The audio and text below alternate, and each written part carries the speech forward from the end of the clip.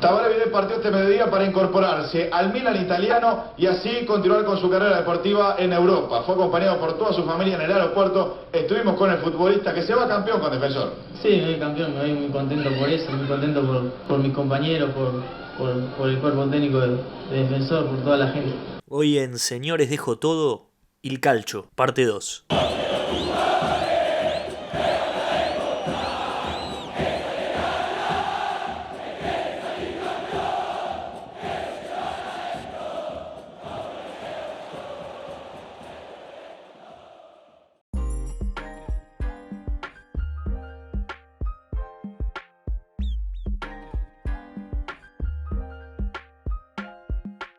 Bienvenidos todos a Señores Dejo Todo, esta edición espectacular del capítulo 16, esta parte 2 en la que hablaremos del fútbol italiano y lo vincularemos un poco más todavía con el fútbol uruguayo en esta relación histórica que tenemos, de la que ya hablamos y de la que ahora vamos a hilar más fino y hablar de jugadores y de personajes mucho más relacionados al fútbol italiano estrictamente que de la historia misma del calcio, ¿no?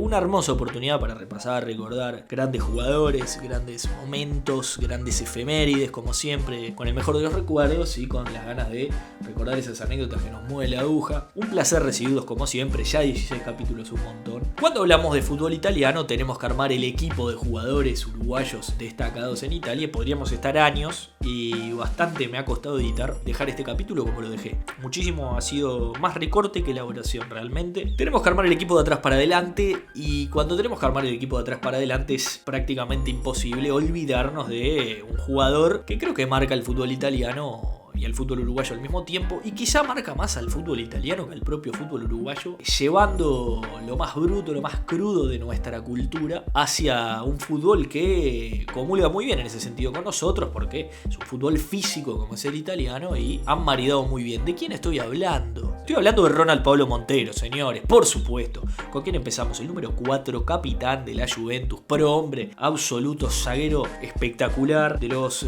goles que más grité en mi infancia es un 1-0 que le hacemos a Paraguay acá en el Estadio Centenario. Gol de cabeza, un testazo de Paolo. Partido del que hablamos en el capítulo del Chino Recoba. Fue un capítulo que un partido tuvo cierta polémica de la gente contra el Chino. Los invito a escucharlo si no lo escucharon. Pero volviendo a Paolo, nos toca, es una parada necesaria, ¿no? Al hablar de fútbol italiano y recordar a los uruguayos en Italia, nos toca hablar de un jugador que ante todo es un hombre de linaje futbolístico, ¿no? Siendo hijo de Julio el Mudo Montero Castillo, zaguero histórico de nuestra selección, que jugó en Nacional, en España, en Independiente. Paolo declara que un abuelo materno lo hizo hincha de Peñarol, o por lo menos para la generación mía el recuerdo de Pablo Montero, si bien es un jugador de selección y de la Juventus más que nada, lo recordamos lo asociamos a Peñarol, ¿no? Ronald Pablo es quizá recordado por su pasaje en la Juventus y es lógico porque es un símbolo de esa institución. Jugó 8 años en Italia, que no es para cualquiera, del 96 al 2004. Pero hay una trampa en lo que dije porque básicamente les mentí. No jugó 8 años en Italia, jugó 12 años en Italia. ¿Por qué? Porque Pablo en realidad pasa al fútbol italiano en 1992. De Peñarol, Pablo se va a jugar al Atalanta, ¿no? Un equipo que está de moda hoy, ese equipo que juega al ritmo del Papu Gómez, está Duván Zapata.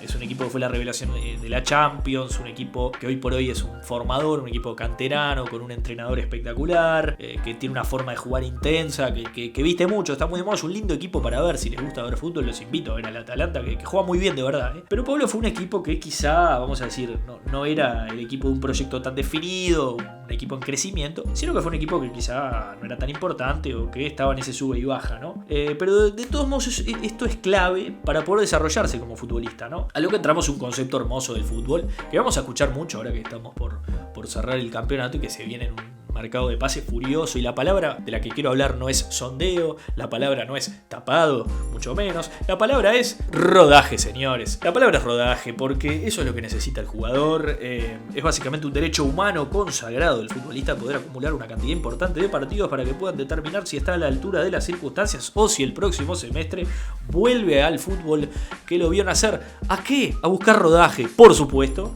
Si usted estaba pensando eso, es correcta la respuesta. Pablo es parte de una generación impresionante y, como alguna vez mencioné en nuestro capítulo, se formó parte de un fútbol sin ese virreinato tan contundente, sin esta dicotomía Messi-Ronaldizada, ¿viste? Que tiene el fútbol. Pablo fue una estrella en una liga repleta de estrellas. Esto lo hablé en el capítulo justamente del Chino Recoba, porque juega en el fútbol italiano y juega también en este espacio-tiempo, en estas décadas. Por ejemplo, a ver, algunos compañeros de esa Juventus de Paolo: Pavel Nedved, Zidane, Del Piero, Didier Deschamps, Edgar Davids. Deschamps, campeón del mundo como entrenador y como jugador, ¿no? Pequeño maestro. Paolo fue un zaguero siempre respetado y temido en el fútbol italiano a la vez. Creo que cuando uno es zaguero en el fútbol italiano, esa cosa de es mejor que me tengan miedo que me quieran, creo que la respuesta claramente es que me tengan miedo, y vaya que le tenían miedo a Paolo, ¿no? En definitiva, estuvo 12 años en el fútbol italiano, en el momento crema del fútbol italiano, ¿no? Le toca marcar a Batistuta, a Ronaldo, Crespo, a Shevchenko. Puedo estar años y además, o sea, traté de obviar grandes delanteros de la propia Juventus porque no los marcaba, ¿no?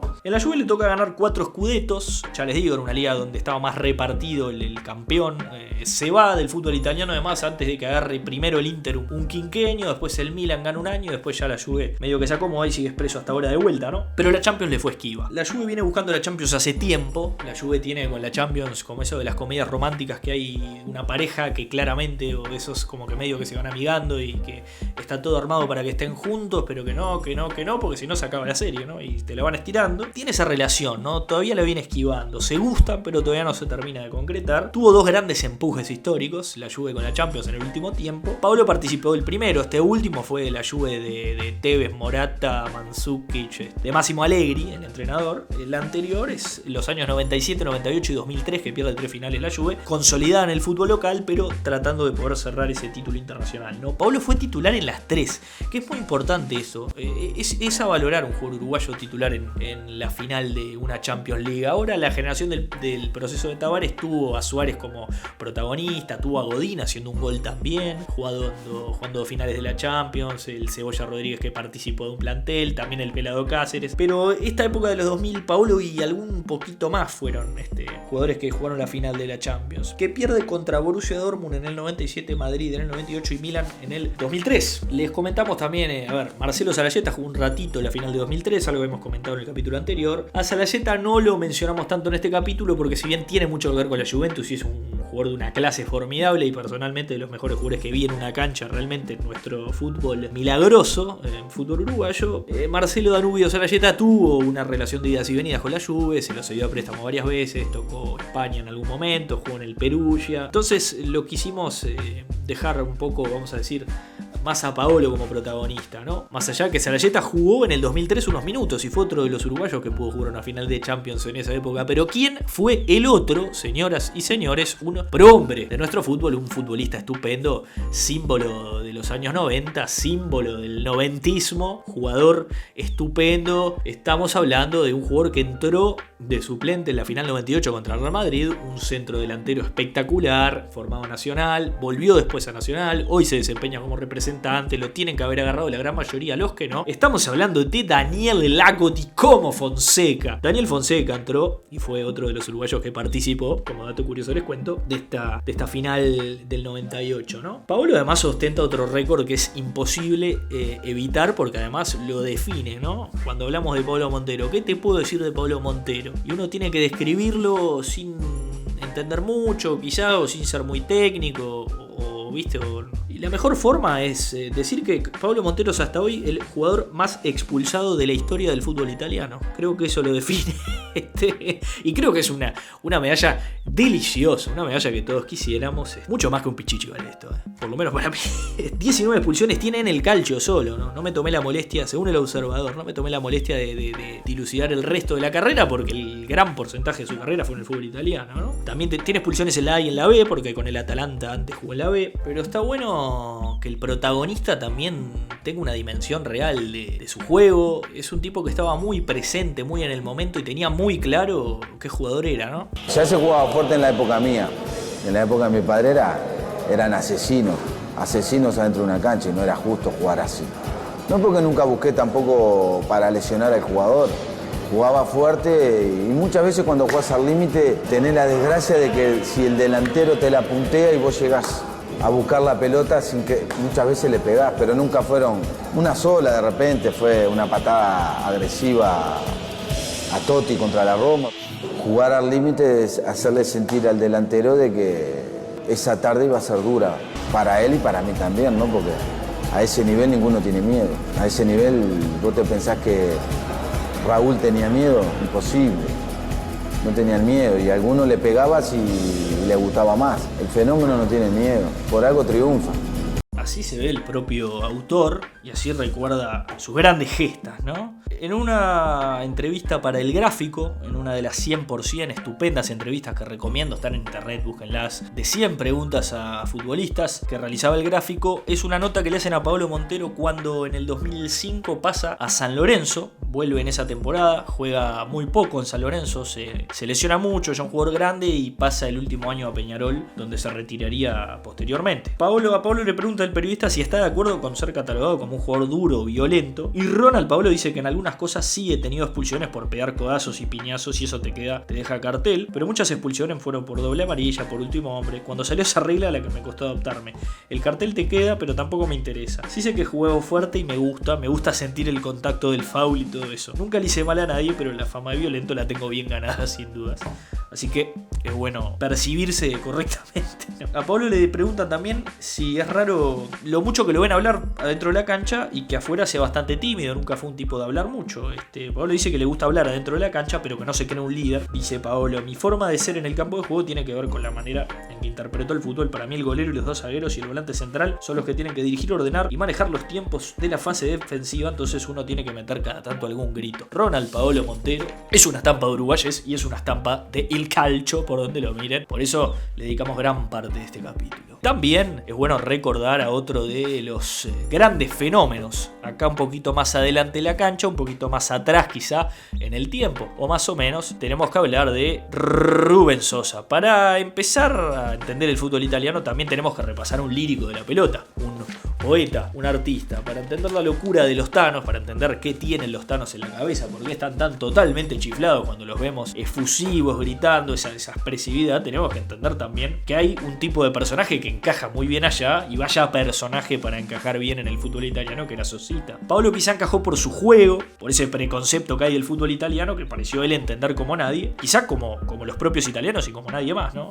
Paolo fue por ese lado del italiano. Sosita llegó al revés, su fábrica de goles y de talento, pero también llegó esa locura fabulosa, fantástica, que también al italiano le encanta, le enloquece y le llenó el corazón por ese lugar, ¿no? El carrerón que tuvo Sosa además tiene un componente muy alto del fútbol italiano, del calcio, donde entre finales de los 80 y mediados de los 90 hizo sus grandes armas. Rubén Sosa llega al fútbol italiano en el año 88, a la Lazio llega en 1988 desde el Zaragoza español, donde tiene una muy buena temporada. Él se va muy chico de Danubio al Zaragoza y después pasa a la Lazio, después de una gran temporada. En algún momento de la historia este tipo de transferencias empezaron a hacerse al revés, ¿no? ¿A qué voy con esto? A que quizá en los últimos años, digamos, ante equipos, vamos a decir, equivalentes, entre comillas, era más seductor para un futbolista ser el inverso, digamos. O sea, jugar en la Liga Española, jugar en la Liga Inglesa, o en términos, a ver, esto es en términos abstractos y netamente como deportivos, ¿no? Futbolísticos. Me refiero a que en los últimos años, por ejemplo, vamos a poner un ejemplo más real, le puede interesar más a un jugador que, por ejemplo, esto entiendo yo, díganme, capaz que estoy tirando un bolazo, pero quizá un futbolista que está, no sé, en el Bolonia o en el Udinese, le seduce más ir a jugar al revés, al Villarreal, a la Real Sociedad, al Getafe, que hacer un pase al revés. Por supuesto, depende del jugador. Si sos suplente del Villarreal, te vas al fútbol italiano, etc. Pero no sé si me explico, quizás más seductor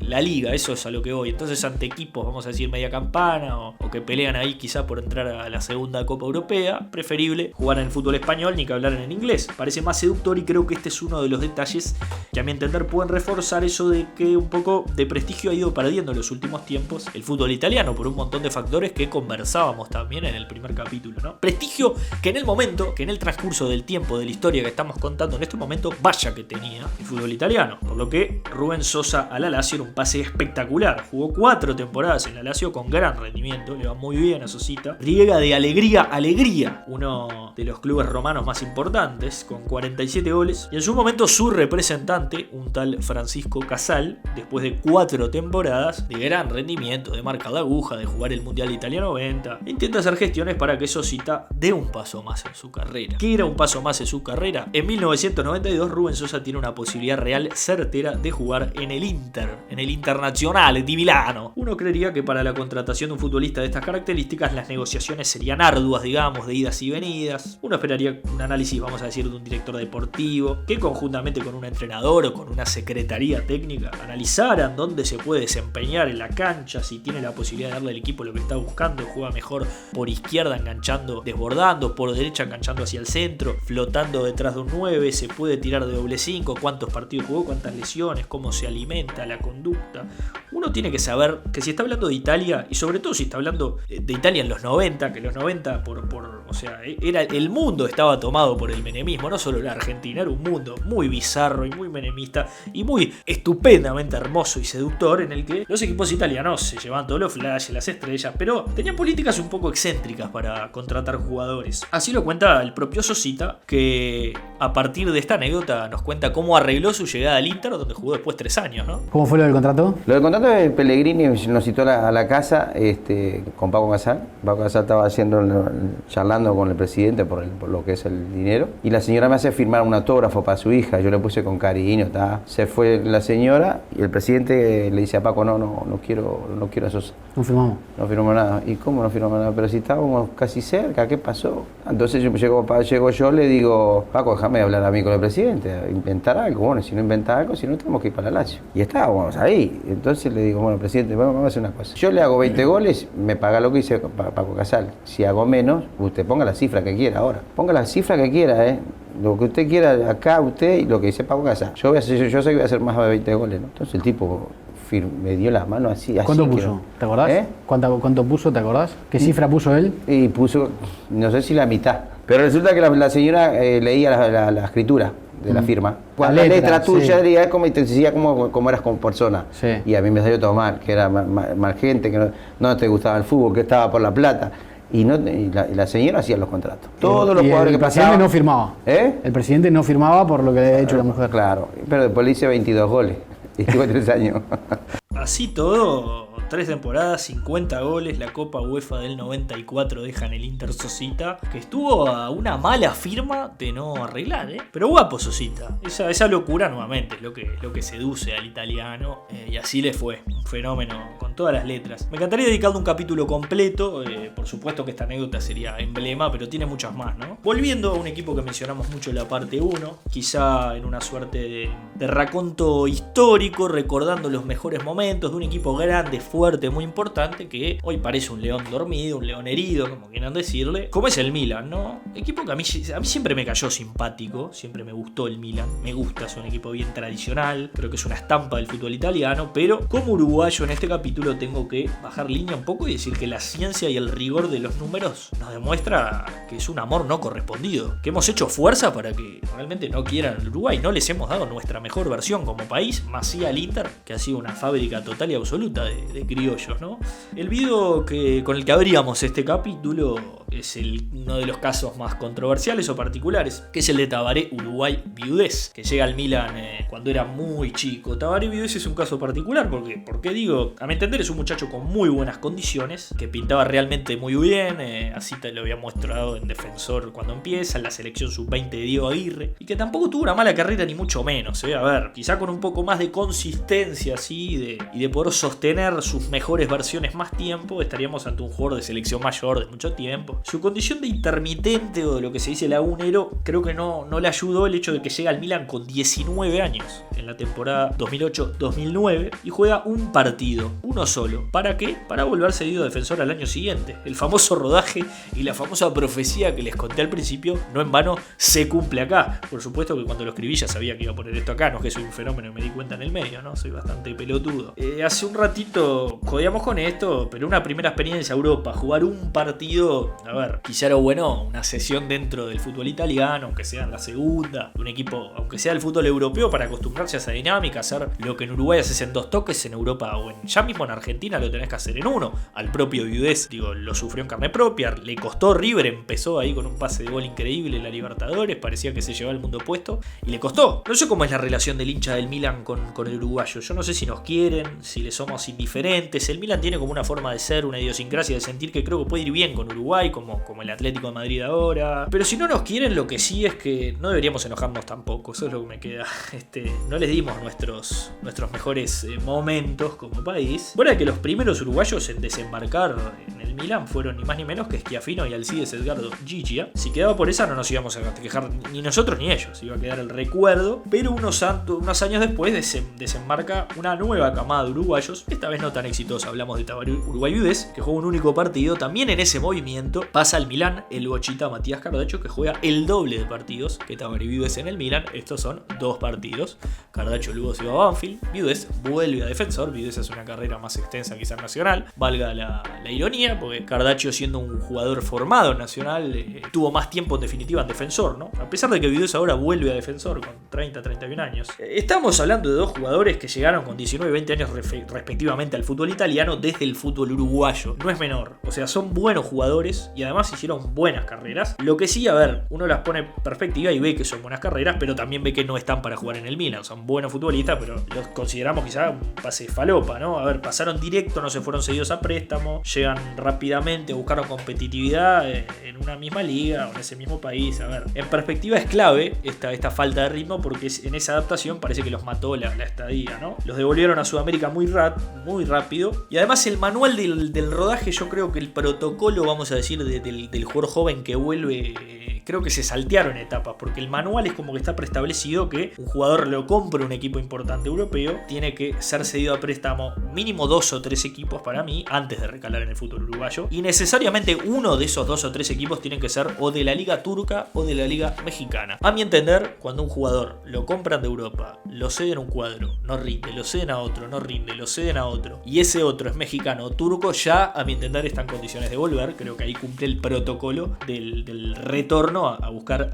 por el rodaje famoso. Acá vienen y tienen fatigas musculares, desgarros, etc. Lo que todos sabemos. Después van a River, uruguayo, que se hace de muchos de este tipo de jugadores, lo pueden averiguar, y ahí rinden, hacen una carrera o repuntan. Me parece que eran chicos, nuevamente les digo, las condiciones las tenían. Creo que Viudés es bastante más que Cardacho, pero las tenían. Cardacho es un muy buen jugador, como les decía. Capaz que con un tratamiento adecuado quizá hubieran tenido suerte. Ahora nos queda ese recuerdo falopa de Viudés y Cardacho jugando con Pirlo, Ronaldo, Ronaldinho o Beckham. Cardacho entrará por Beckham un partido. O sea, en su grupo de amigos tiene el mejor cuento del mundo. Ya está, ya ganó, es un fenómeno. Además, a esta altura, a fin de cuentas, yo no sé si no es más culpa de ellos que de nosotros como país, o de ese reproche, de ese lamento que les hacía al principio. Porque si no aprendieron con contratar 2 jugadores tan chicos y ponerlos directo, el 2010 al Milan arriba ni más ni menos que ¿quién? Que Bruno Montelongo, señores. El caso de Bruno Montelongo, juega 2 partidos nuevamente en el Milan, pero por lo menos antes de recalar en el fútbol uruguayo, jugó un año cedido en el Bolonia. En el 2011 volvió a Peñarol. Dato de color hermoso, de una hermosa política de contrataciones de Peñarol, llegó con una rotura de ligamentos cruzados, un año cedido a préstamo, por lo que pudo jugar recién entrado el segundo semestre. Tuvo entre 6 y 8 meses de recuperación para recién ahí jugar 4 meses con Peñarol, un jugador que hace un año que no jugaba al fútbol. Una hermosa contratación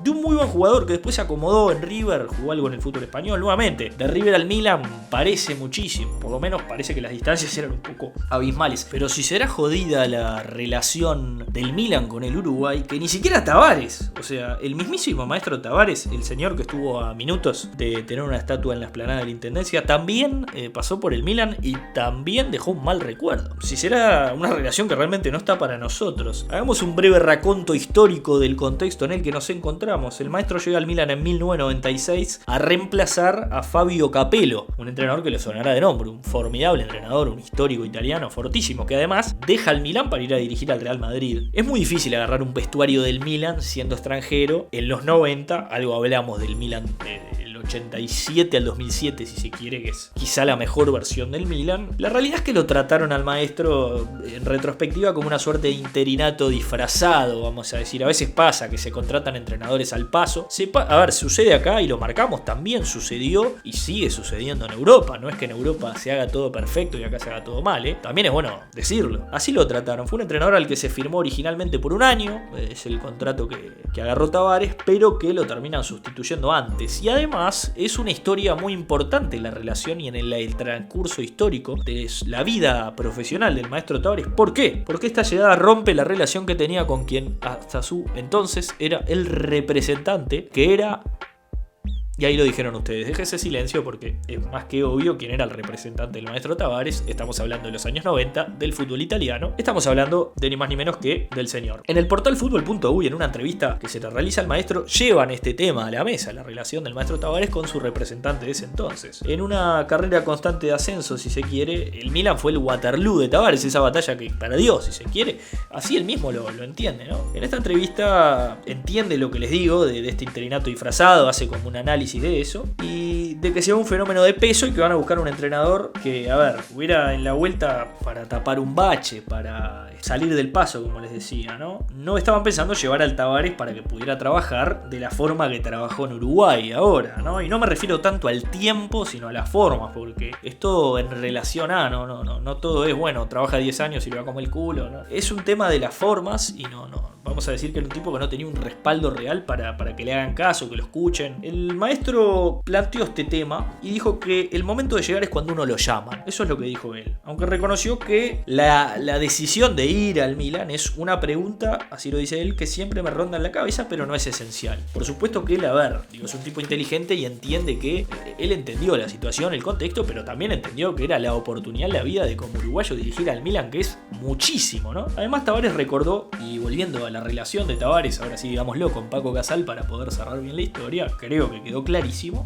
Recordó su llegada al Rossonero con ese percance profesional que tuvo, esa relación. A ver, Tavares cuenta qué pasó, que en el momento lo contactó un agente, un emisario del Milan, y le pidió una reserva absoluta. Él dice que mantuvo esa reserva no solo con Paco Casal, sino que con sus propias hijas y su esposa. Cuando llegó el momento se lo comuniqué, dijo Tavares. Me hubiese gustado que las formas fueran de otra manera, pero fue una cosa circunstancial que no interfirió en absoluto en la relación. Así lo entiende Tavares. Como toda historia, esta es su versión, su forma de verlo. Lo que el maestro Tavares dice es: tenía una oportunidad de agarrar el Milan, lo que me pidieron fue discreción, te ofrecemos el Milan, por favor no hables del tema, por reserva, etcétera, y no se lo dijo ni a su propio representante. Casal se molestó, vamos a decir, por quedar fuera en la negociación de un representado, poniéndonos en el otro lado. ¿Qué le habrá molestado a Casal? Y yo creo que sí, pero no es lo más importante. ¿Qué sucede con este momento? Que Paco estaba gestionando la posibilidad de llevar a Oscar Washington Tavares ni más ni menos que al Inter. Estaba encaminando negociaciones para ver si le podía dar la posibilidad de dirigir al Inter italiano. Paco ya tenía claro que el uruguayo marchaba en el Inter, ¿no? O sea, tampoco le hicieron caso, vamos a decir la verdad, porque uruguayo al Inter, el tipo lo entendía. A ver, como les decía, molesta tanto. Yo lo que imagino que hay acá es un tema de que Paco queda mal parado, deja una mala imagen a nivel empresarial en esta situación, porque seguramente es lo que los terminó de distanciar. O sea, uno quiere llevar un entrenador al Inter y termina arreglando en el tradicional rival. O sea, no te enterás ni siquiera por él que arregla en el equipo opuesto. Entonces como que te desautoriza, te deja mal parado como representante, más además en un equipo que termina, o sea, con el tiempo evidentemente esta relación la regla, porque hay un sinfín de uruguayos que han jugado en el Inter, pero bueno, del lado de Tavares está clarísimo. O sea, le surge una posibilidad de esas de una en la vida, y una condición que tiene para el precio que tiene que pagar es manejarlo en silencio. En definitiva es su carrera, ¿no? Y las decisiones de ese calibre recaen en él. Digamos que lo entiendo y que es uno de los casos que, bueno, cada cual tiene sus intereses y es lógico que no le guste a Casal que en definitiva hagan su trabajo por él, que era negociar dónde iba a dirigir Tavares, pero en definitiva la última palabra de la carrera del maestro Tavares la tiene el propio maestro Tavares, ¿no? Parece lógico y bueno, son cosas que suceden. Fuera de esto no le va bien al maestro. Deja un equipo que se va noveno cuando Tavares es cesado. Sin embargo, algo a destacar es un sello distintivo que deja el maestro, que es eso que generan los jugadores, ¿no? Una suerte de respeto, así como lo genera Bielsa, por ejemplo. Quizá no con un estilo futbolístico muy similar, pero con un legado de tipo de docencia que los jugadores le rescatan. La marcha de Tavares es una derrota para todos nosotros porque algo no funciona si el equipo necesita que le den patadas en el culo a alguien. Dice Paolo Paolo Maldini, ni más ni menos, a la prensa el 2 de diciembre de 1996, según un artículo del País de España. Ese mismo domingo, el presidente del Milan, un tal Silvio Berlusconi, había ratificado la continuidad de Tavares más allá de una ola de críticas por malos rendimientos. O sea, la uruguayés de la situación es hermosa, es emocionante. Qué lindo. O sea, Berlusconi, uruguayisen, bajó al vestuario, había un pastorino italiano ahí con el micrófono, bajaron toda la segunda línea de berlusconicitos, digamos, y le habrían dicho al maestro ahí, vamos arriba, estamos contigo, para que les quede claro la relación italiano-uruguaya, ya digamos la bizarreada de Sosita, el porte de Pablo Montero, y ahora ni que hablar que no solo que el maestro dirigió un grande, sino que lo trataron, fue una situación del tipo. Y además, miren, para cerrar la historia, ¿quién entra en el 96 a dirigir al Cagliari cuando Tavares, que dirigió el Cagliari antes, ya vamos a hablar algo del Cagliari, cuando Tavares pasa al Milan? ¿Quién agarra el Cagliari? Gregorio Elso Pérez, que algo sabe de esto de que bajan el vestuario, le digan una cosa y hagan otra. Al año siguiente Gregorio volvería a Peñarol, su lugar en el mundo sin dudas, a menos que suene el teléfono, pero es su lugar en el mundo. Pero volviendo a ver, claramente fue el escollo del maestro Tavares, que nuevamente, con retrospectiva, esta entrevista que les comentaba la concede casi 13, 14 años después de dirigir al Milan, y entiende que bueno, fue una posibilidad que se le dio. Y por supuesto, a ver, les pongo el ejemplo más moderno de Tata Martino. Tata Martino es mucho más violento porque pasa de dirigir a Newell's, que le va muy bien, pero una cosa es dirigir a Newell's y otra al Barcelona. Y el tipo tomó el tiro, la carrera después la pudo solucionar, dirigió a Argentina, no le fue mal y renunció porque se cansó de los destratos. Ahora dirige a México, dirigió en el fútbol americano, en el fútbol de Estados Unidos, porque eligió la tranquilidad de trabajar, de cobrar al día, cobrar los dólares además. Qué sé yo, se reponen. Y Tavares, vamos a decir que mal no le fue. Tomó un tiro, ahí es perfecto, ¿no? Volviendo un poco a Tavares, Gregorio Pérez y la mano en coche, hay que hablar de un equipo histórico del Uruguay y de Italia, con un sinfín de jugadores deliciosos, con quizá, a mi entender, el equipo más uruguayo de todos los equipos italianos, al punto tal de que, ¿quién es su capitán? ¿Quién es el capitán del Cagliari en este momento? Esa la sienta para Silva, el toque atrás, Pedro que va.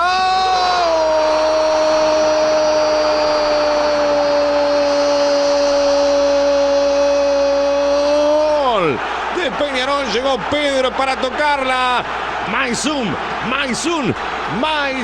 do João Pedro Geraldino dos Santos Galvão para empatar o match. Sí señor, João Pedro, el mismísimo João Pedro, carajo. Hasta los extranjeros del Cagliari son más uruguayos que el Mate y que Gardel juntos, porque realmente, o sea, es espectacular. ¿Se acuerdan, no? De João Pedro, aquel brasilero que jugó un semestre en Peñarol, de muchas condiciones, vino muy chico, empezó muy bien y el fútbol uruguayo lo absorbió, jugaba ahí como de enganche y entre tanto pelotazo no pudo agarrar la pelota nunca más. Y bueno, son cosas que suceden, ¿no? Este equipo ha sido, este Cagliari ha sido una sumatoria de todo lo que simbolizó nuestro fútbol en las décadas que vamos a describir ahora.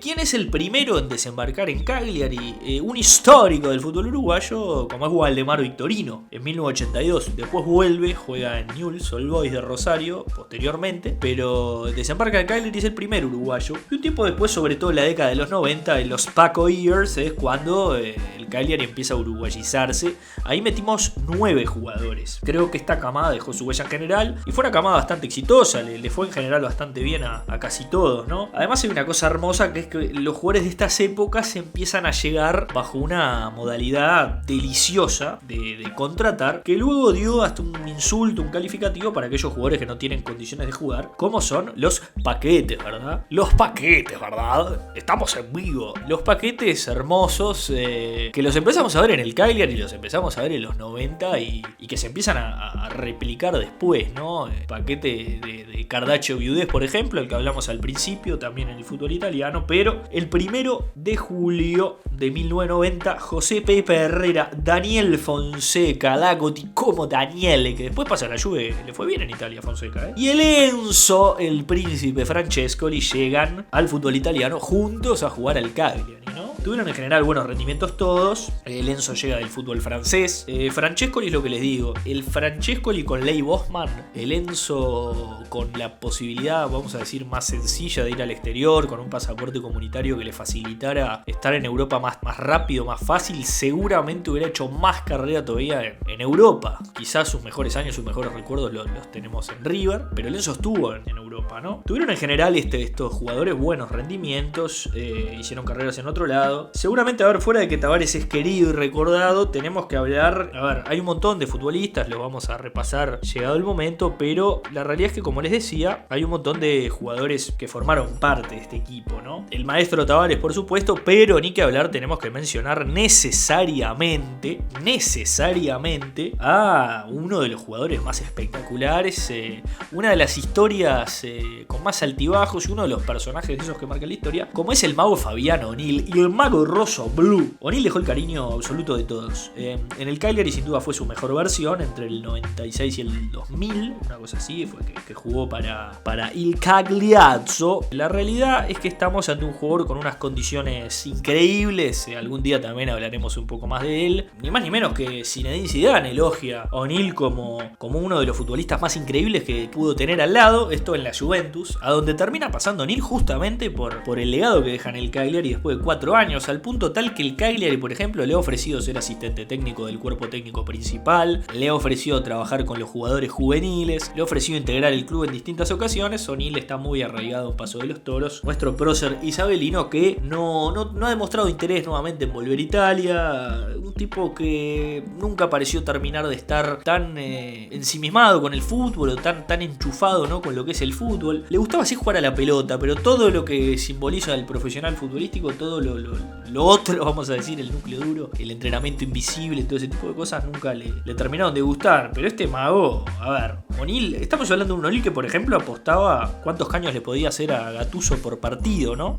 Ni más ni menos. O sea, estamos hablando de un tipo que apostó que le iba a hacer 2 o 3 caños a Gattuso en un tiempo. También estábamos hablando de O'Neill que cuando llega a Cagliari choca en el primer día con Darío Silva, porque lo primero que ven es una chica haciendo topless las playas italianas y por detenerse a mirar chocan un Volkswagen Golf en el año 95, 96, como les decía, ¿no? Son las luces y las sombras de este mago que nos demostró su categoría, también nos demostró que le costaba afianzarse por todo lo otro, ¿no? Pero a ver, hay una segunda camada, hay jugadores, yo que sé, por ejemplo, Alejandro González, Matías Cabrera, Cepelini, Rosano, que son jugadores falopa que algún día muchos ni siquiera sabíamos que habían jugado. Matías Vecino estuvo en el Cagliari cedido a préstamo, le fue muy bien, ahí empezó a ganar minutos y a crecer en el fútbol italiano. La camada actual de Godín, que llegó en este periodo, Nathan Nández, Pereiro, Cristian Oliva, estamos hablando de un montón de jugadores que ahora está por llegar Brian Rodríguez, dirigió el Memo López, ni que hablar, no podemos olvidarnos del Memo, que fue Añares, jugador y entrenador del Cagliari antes de recalar en Peñarol, 12 años estuvo en el sur, Abejita Beijón, Walter Horacio Peralta, Darío Silva, que lo mencioné, Tejera, también hablé de ese primer paquete de Pepe Herrera, Fonseca y Francesco. Y el Cagliari es un equipo claramente criollo, y es un equipo que valía la pena recordar. Nuevamente, a través de camadas, en los 90 marcó fuerte, fue un equipo al que le llevamos muchos jugadores. Más adelante fue quizá un poco el Inter, y seguramente, a ver, hoy por hoy, algún momento el Schalke 04 fue ahí una beta de esos pequeños nichos de uruguayos que se forman, ¿no? El Getafe tiene muchos uruguayos hoy por hoy, y ni que hablar el Cagliari, que se está regenerando, y que curiosamente este Cagliari parece representar más al proceso Tavares que el propio Cagliari que dirigió alguna vez el maestro Tavares. Este Cagliari tiene el sello de muchos jugadores que pasaron por el proceso de selecciones, que se formaron con él, que se formaron con su impronta, con su escuela, y que hoy terminan llegando al equipo del sur de Italia, cuando quizá la generación de los 90, que él dirigió, muchos de los jugadores que mencioné también en la selección, no solo en el Cagliari, no están tan asociados con esta camada, con este proceso, ¿no? Sin perjuicio de que eran todos grandes jugadores los que mencioné y que tuvieron carrerones afuera, ¿no? Pero bueno, a modo de ir cerrando un poco este capítulo, queríamos repasar y dar un tutorial de por qué equipo podemos hinchar como uruguayos en los clásicos italianos, ¿no? Los clásicos más importantes del fútbol italiano, para que cuando lo puedan estar viendo un partido sepan qué equipo es más uruguayo, nos representa más, si se quiere. Si es un criterio que toman para hinchar por alguien, capaz que les importa 3 carajos. En lo que es el Derby dell'Italia, es el clásico que juegan el Inter y la Juve, equipos que se odian, se cantan muchos cánticos de heavies. Para el Inter jugaron 23 uruguayos, mientras que para la Juve hasta el momento tenemos 11. Ahora, si vamos a los 11 de la Juve, encontramos de todo. Pablo Montero, Fonseca que les comenté, Carini Salayeta, el Mago Nil que jugó un semestre y poquito, el Pollo Olivera, el Pelado Cáceres, el Malaca Martínez, como olvidarlo. Hoy quizá Bentancur como nuestra figura uruguaya en la Juventus, más allá que el Pelado Cáceres estuvo mucho tiempo. Creo que el Inter es un poco más uruguayo propiamente. A mí me gusta más la Juve igual, pero el Inter tiene al Chino Recoba, Matías Vecino, Palito Pereira estuvo en el Inter, el Mota. Quizá el Chino como el estandarte máximo, porque después si les empiezo a mencionar, Vecino ha dejado, creo, una buena impresión. Ha estado desde el 2017 que está en el Inter y ha jugado bastante bien, fuera de que no sabemos si va a seguir o no. Allá ustedes, ¿no? Elegirán por quién hinchar. Tenemos después el derbi de la Madonnina, que es el clásico de Inter y Milan, el clásico de la ciudad de Milán, el clásico que parte la ciudad en dos, dirían. Para el Inter ya hablamos, 23 futbolistas uruguayos de alto calibre, de pasos más discretos. Por el otro lado el Milan que tiene ese componente histórico, tanto como Milan, como la relación uruguaya con el Milan, ese raconto de Guiglia y Schiaffino jugando para el Milan, pero también le encajamos algún Paquetardi que otro, ¿no? Ahí elijan ustedes. A mí siempre me gustó mucho el Milan, me parece un equipo de estampa muy italiana, crecí viendo al Milan en su mejor versión, también vi clarito al Inter de Mourinho que le tengo cariño, ¿no?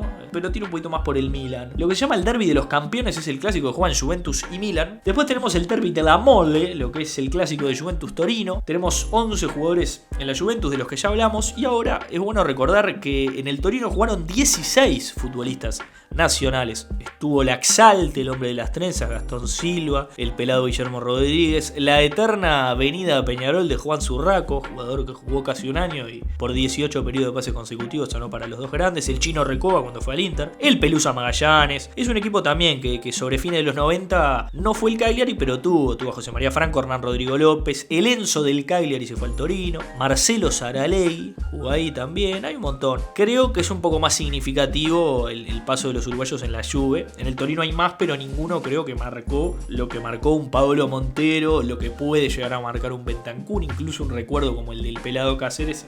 Y después tenemos para finalizar hoy el derbi de la capital, el derbi de Roma contra Lazio, de la capital italiana, que acá, bueno, yo qué sé, tuvimos 7 uruguayos históricamente jugando para la Roma, que a recordar, Fonseca estuvo 3 años, creo que es el más recordable. Schiaffino y Guiglia, los dos jugaron para la Roma también. Giglia primero fue para acá y después fue al Milan. Schiaffino primero en el Milan y después en la Roma. Después Kevin Méndez, Mauro Goicoechea, el Diente López, que alguna vez amagó pero no se terminó de pasear en Italia. Creo que Fonseca, y estaba por olvidarme de un prohombre de un número 5 estupendo, con una calidad espectacular, un jugador a mí que me encantaba mucho cuando era pequeño, que era el propio Gianni Bismarck-Guigou, gran jugador que jugó durante 3 años en la Roma entre 2001 y 2004. Ahí tenemos el equipo de la Roma, que ya les digo, son 7, no han marcado tanto la aguja histórica del fútbol uruguayo. Y en la Lazio tenemos 9 uruguayos que pisaron el equipo de la blusa celeste. Además, voy a ir por la Lazio acá. Además, la Lazio tiene de esta selección del proceso, Muslera jugó 4 años, el Tata González jugó 5 entre 2010 y 2015, un jugador muy recordado allá. El Tano Gutiérrez jugó 1 año, y ni que hablar que Sosita, ¿no? Que creo que fue el uruguayo que mejor le fue, o que el mejor recuerdo. De ahí pasa al Inter, un montón. Pero bueno, con eso lo queríamos dejar un poco, haciendo un raconto histórico. Hay muchos más equipos. A ver, el Lecce es un equipo con muchos uruguayos. Estuvo Chevantón, jugó Carlitos Grossmüller, jugó el Pollo Olivera, el Napoli de Cavani. Podríamos haber hablado de tantas cosas que no darían los tiempos, las horas, y bastante que hicimos 2 capítulos del fútbol italiano. Esperamos pronto volver con el capítulo 17, que se viene un capítulo también delicioso. Espero hayan podido disfrutar este capítulo tanto como lo disfruté yo. Esto fue, señores, Dejo Todo, un podcast de fútbol. Nos vemos la próxima. Abrazo de gol.